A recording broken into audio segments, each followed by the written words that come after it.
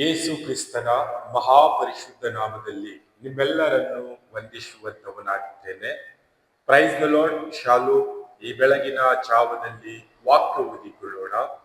ಯೆಶಾಯನು ಬರೆದ ಪ್ರವಾದನೆ ಗ್ರಂಥ 40ನೇ ಅಧ್ಯಾಯ 31ನೇ ವಚನ ಓದಿಕೊಂಡು ಸ್ವಲ್ಪ ಧ್ಯಾನ ಮಾಡಿಕೊಳ್ಳೋಣ.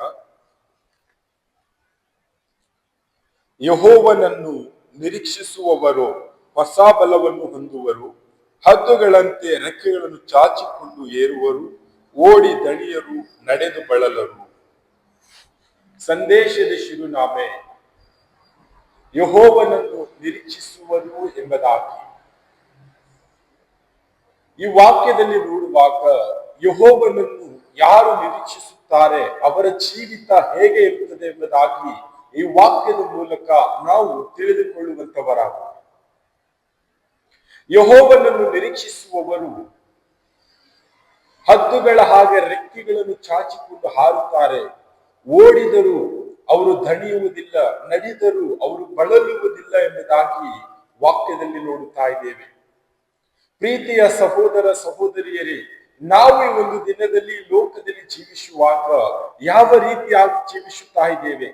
ನಾವು ಈ ಲೋಕದಲ್ಲಿ ಮಾಡುವಂತ ಎಲ್ಲ ಕೆಲಸ ಕಾರ್ಯಗಳಲ್ಲಿ, ನಾವು ಹಾಕೊಂಡಂತ ಎಲ್ಲ ಆಲೋಚನೆಗಳಲ್ಲಿ ನಾವು ಜಯವನ್ನು ಕಾಣುತ್ತಾ ಇದ್ದೇವಾ?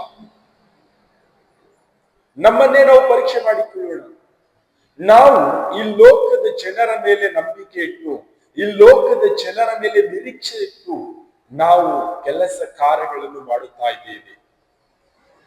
ನನಗೆ ಈ ಲೋಕದ ಜನರು ಸಹಾಯ ಮಾಡುತ್ತಾರೆ, ಅವರ ಸಹಾಯದಿಂದ ನಾನು ಮುಂದೆ ಹೋಗುತ್ತೇನೆ, ಅವರ ಸಹಾಯದಿಂದ ನಾನು ಅಭಿವೃದ್ಧಿ ಕಾಣುತ್ತೇನೆ ಎಂಬುದಾಗಿ ಅವರಲ್ಲಿ ಭರವಸೆ ಬಿಟ್ಟು ನಾವು ಅನೇಕ ಆಲೋಚನೆಗಳು ಹಾಕಿಕೊಂಡು ಈ ಲೋಕದಲ್ಲಿ ಜೀವಿಸುತ್ತಾ ಇದ್ದೇವೆ.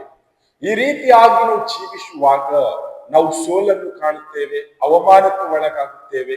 ಅನೇಕ ನೋವುಗಳು, ವೇದನೆ, ಕಷ್ಟ, ಕಣ್ಣೀರು, ಬಾಧೆಗಳು ಇದೆಲ್ಲವೂ ಕೂಡ ಈ ಲೋಕದ ಜನರ ಮೇಲೆ ನಂಬಿಕೆ ಇಡುವಾಗ, ಈ ಲೋಕದ ಜನರ ಮೇಲೆ ನಿರೀಕ್ಷೆ ಇಡುವಾಗ ನಮ್ಮ ಜೀವಿತದಲ್ಲಿ ಅನೇಕ ಕಷ್ಟ ಬಾಧೆಗಳು ಬರುವಂತದ್ದಾಗಿದೆ.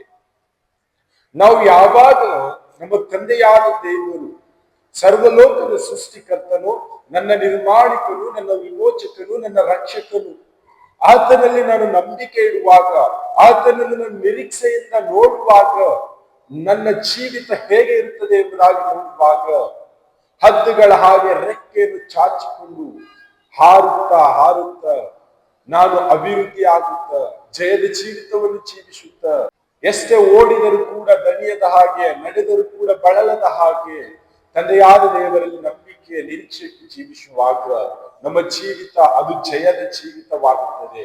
ನಮ್ಮ ಜೀವಿತ ನಿತ್ಯ ಜೀವವನ್ನು ಜೀವಿಸುವಂತದಾಗಿದೆ. ನಮ್ಮ ಜೀವಿತದಲ್ಲಿ ಸಂತೋಷ, ಸಮಾಧಾನ, ಪ್ರೀತಿ, ಅನ್ಯೋನ್ಯತೆ, ಕರುಣೆ, ದಯೆ, ಉಪಕಾರ ಇದೆಲ್ಲವೂ ಕೂಡ ಇರುವಂತದಾಗಿದೆ.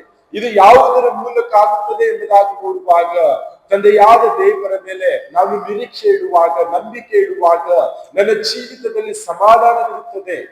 ನಾನು ಕೈ ಹಾಕುವಂತ ಎಲ್ಲ ಕೆಲಸಗಳಲ್ಲಿ ನಾನು ಜಯವನ್ನು ಕಾಣುತ್ತೇನೆ. ನಾನು ಎಲ್ಲೆಲ್ಲಿ ಪ್ರಯಾಣವಾಗಿರುತ್ತೇನೋ ದಣಿವಿಲ್ಲ, ನನಗೆ ಬಳಲುವಿಕೆ ಇಲ್ಲ. ಯಾಕೆ? ನಾನು ತಂದೆ ಮೇಲೆ ನಿರೀಕ್ಷೆ ಇಟ್ಟಿದ್ದೇನೆ. ತಂದೆಯಾದ ದೇವರು, ನನ್ನ ಮಗನು, ನನ್ನ ಮಗಳು ನನ್ನಲ್ಲಿ ನಿರೀಕ್ಷೆ ಇಟ್ಟಿದ್ದಾರೆ.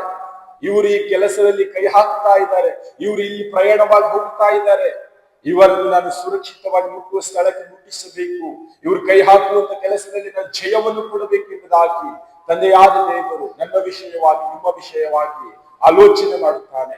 ನಮ್ಮ ಜೀವಿತ ಅಭಿವೃದ್ಧಿ ಕಾಣುವ ರೀತಿಯಲ್ಲಿ, ನಾವು ಜಯದ ಜೀವಿತವನ್ನು ಜೀವಿಸುವ ರೀತಿಯಲ್ಲಿ ತಂದೆಯಾದ ದೇವರು ನಮ್ಮ ಮುಟ್ಟಿಗಿದ್ದು ನಮ್ಮನ್ನು ನಡೆಸುವಂತವನಾಗಿದ್ದಾನೆ. ಈ ಒಂದು ದಿನದಲ್ಲಿ ಸುಂದರ ಸಮಯವಾಗಿದೆ. ನಮ್ಮ ಮುಂದೆ 2 ಮಾರ್ಗಗಳಿದೆ. ನಾವು ಯಾವ ಮಾರ್ಗವನ್ನು ಆಯ್ಕೆ ಮಾಡಿಕೊಂಡು ಈ ಲೋಕದಲ್ಲಿ ಜೀವಿಸುತ್ತಾ ಇದ್ದೇವೆ? ನಮ್ಮನ್ನೇ ನಾವು ಪರೀಕ್ಷೆ ಮಾಡಿಕೊಳ್ಳೋಣ. ಒಂದು ವೇಳೆ ನಾವು ಈ ಲೋಕದ ಜನರಲ್ಲಿ ನಾವು ನಿರೀಕ್ಷೆ ಇಟ್ಟು ನಂಬಿಕೆ ಇಟ್ಟು ಜೀವಿಸುತ್ತಾ ಇರುವುದಾದರೆ ನಮ್ಮ ಜೀವಿತದಲ್ಲಿ ಸೋಲು, ನಮ್ಮ ಜೀವಿತದಲ್ಲಿ ಕಷ್ಟ ನಷ್ಟ, ನಮ್ಮ ಜೀವಿತದಲ್ಲಿ ಅನೇಕ ರೀತಿಯಾದಂತಹ ಬಾಧೆಗಳು ಬರುವಂತದ್ದಾಗಿದೆ.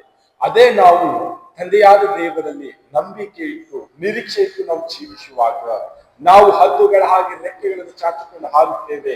ನಾವು ನಡೆದರೂ ದಣಿಯುವುದಿಲ್ಲ, ಓಡಿದರೂ ಬಳಲುವುದಿಲ್ಲ. ಇಲ್ಲ. ಆ ರೀತಿಯಾಗಿ ನಾವು ಜೀವಿಸುವಂತವರಾಗಿದ್ದೇವೆ. ನಾವು ಮಾಡುವಂತ ಎಲ್ಲ ಕೆಲಸ ಕಾರ್ಯಗಳಲ್ಲಿ ನಮ್ಮ ತಂದೆಯಾದ ದೇವರು ನಮ್ಮನ್ನು ಜಯವನ್ನು ಕೊಡುತ್ತಾರೆ, ನಮಗೆ ಸಂತೋಷವನ್ನು ಕೊಡುತ್ತಾರೆ, ಸಮಾಧಾನ ಕೊಡುತ್ತಾರೆ, ಪ್ರೀತಿ ಕೊಡುತ್ತಾರೆ, ನಮ್ಮೊಟ್ಟಿಗೆ ಇದ್ದು ನಮ್ಮನ್ನು ನಡೆಸುವಂತವರಾಗಿದ್ದಾರೆ. ಈ ಒಂದು ದಿನದಲ್ಲಿ ಸುಂದರ ಸಮಯವಾಗಿದೆ. ನಾವು ತಂದೆಯಾದ ದೇವರಲ್ಲಿ ನಂಬಿಕೆ ಇಟ್ಟು ನಿರೀಕ್ಷೆ ಇಟ್ಟು ಈ ಲೋಕದಲ್ಲಿ ನಾವು ಜೀವಿಸುವಂತವರಾಗಿದ್ದೇವೆ.